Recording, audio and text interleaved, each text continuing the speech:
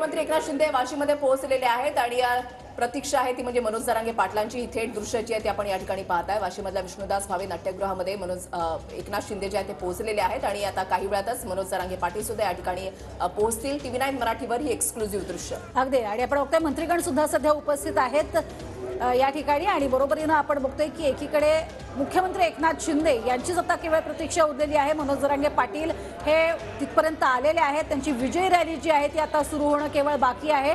मात्र मुख्यमंत्री जे आहेत ते सुद्धा आता पोहोचणार आहेत, ते सुद्धा या सभेमधनं काय बोलणार याकडे सगळ्या मराठा बांधवांचं लक्ष लागलेलं असणार आहे। प्रज्ञा, वाशीमध्ये येण्यासाठी हा मुख्य रस्ता आहे जो छत्रपती शिवाजी महाराज चौकामधून हे 4 रस्ते जातात।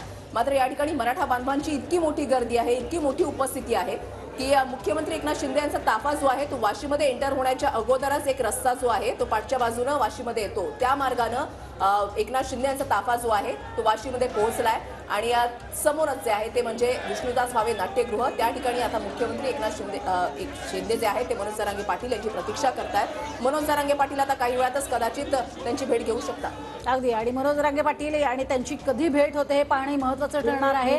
ही भेट होत असताना आता मात्र विजयोत्सव आहे, त्यामुळे आनंद आहे। आता सरकारमधलं आणि आमचं वैर संपलं असंही मनोज जरांगेंनी म्हटलं होतं। गिरीश महाजन सुद्धा आता नुकतेच जे आहे ते मुख्यमंत्री एकनाथ शिंदे यांना भेटण्यासाठी आतमध्ये गेलेले आहेत। ही दृश्य आपण पाहताय। सुरुवातीलाच गिरीश महाजन हे मनोज जरांगे पाटील यांच्याशी बोलणी करत होते, ज्यावेळेला त्यांचं उपोषण जे ते सुरू झालेलं होतं। संकटमोचक अशी गिरीश महाजन यांची ओळख आणि त्यांनी सुद्धा मनोज जरांगे पाटील यांच्याशी संवाद साधलेला होता, त्यांची समजूत काढण्याचा प्रयत्न केलेला होता आणि त्यानंतर एक शिष्टमंडळ जे आहे सरकारचं ते मनोज जरांगे पाटील यांच्या भेटीसाठी गेलेलं होतं।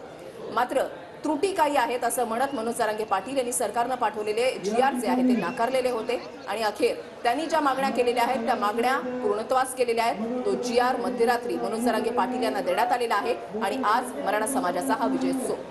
अगदी आणि वृषाली, महाराष्ट्र राज्याचं जे शासन राजपत्र आहे ते समोर आलेलं आहे, ज्याच्यामध्ये सगळे सोयरे या शब्दाचा उल्लेख अपेक्षित होता, ते हा शब्द अपेक्षित होता, अशा सगळ्या शब्दांचा अंतर्भाव करण्यात आलेला आहे।